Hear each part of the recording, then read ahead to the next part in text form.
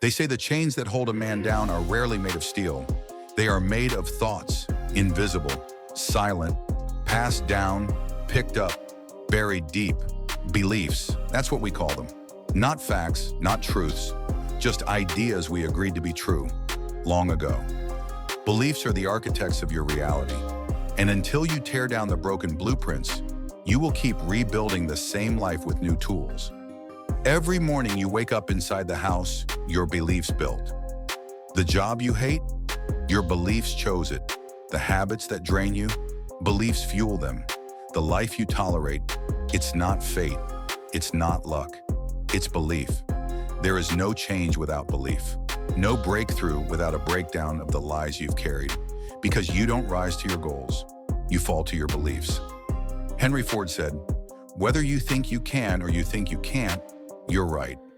And most people never question that quiet whisper in their mind that says, "You can't. You're not good enough, not smart enough, not lucky enough." Where did that voice come from? Was it a parent, a teacher, a failure? It doesn't matter. What matters is this.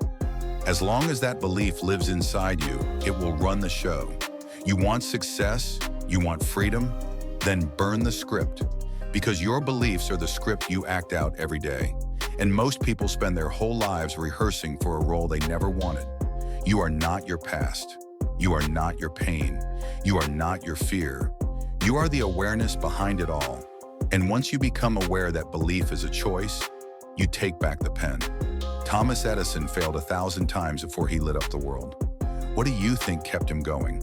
Not talent, not luck, belief. He believed it was possible.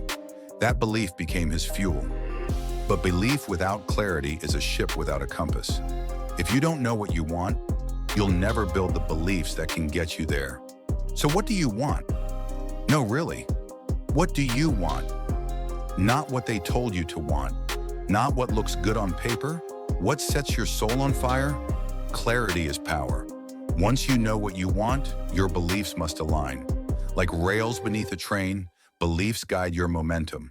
If the rails are broken, it doesn't matter how powerful the engine is. You'll derail, again and again. Walt Disney was fired from a newspaper job because they said he had no imagination. Imagine if he had believed them. There would be no castles, no magic, no empire of dreams. He didn't let someone else's disbelief shape his own. And neither should you. Once belief and clarity are aligned, you need vision. You need to see it before the world can. Vision is the future speaking through the present. It is the bold declaration that what is invisible now will become inevitable tomorrow. The Wright brothers didn't have credentials, they had vision. While others laughed, they imagined wings on machines. And when belief met vision, gravity had no choice but to let go. Your vision must be vivid. It must feel like truth before it becomes fact. Because the world doesn't move for the doubter, it moves for the believer who refuses to blink. But vision without purpose is just a dream with no teeth. Purpose is the heartbeat. It's the reason behind the reason. When life hits, and it will, purpose is what keeps you standing. Abraham Lincoln lost 8 elections before becoming president. 8. Imagine the beliefs he had to fight, but he had a purpose bigger than his ego. Do you? Purpose gives pain meaning. It turns setbacks into lessons. It turns failures into fuel. Because purpose whispers, keep going, when your mind screams, give up. And once you have belief, clarity, vision, and purpose, you must build discipline. Not motivation, not hype. Discipline. Discipline is belief in action. It's waking up when you're tired. It's doing the work when no one claps. It's saying yes to your future and no to your excuses. Steve Jobs didn't build Apple because he felt inspired every day. He built it because he had the discipline to show up and the belief to keep going. Discipline carves the shape of your dreams, brick by brick, day by day. But action, that's the great separator. Ideas don't change lives, action does.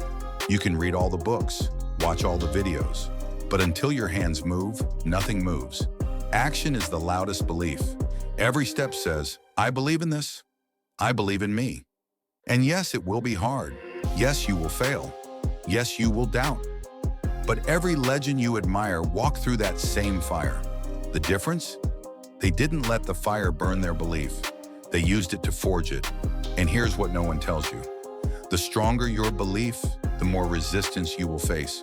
Because reality always pushes back before it opens up. That's when gratitude becomes your weapon. Gratitude isn't passive, it's not soft. It's not about ignoring pain.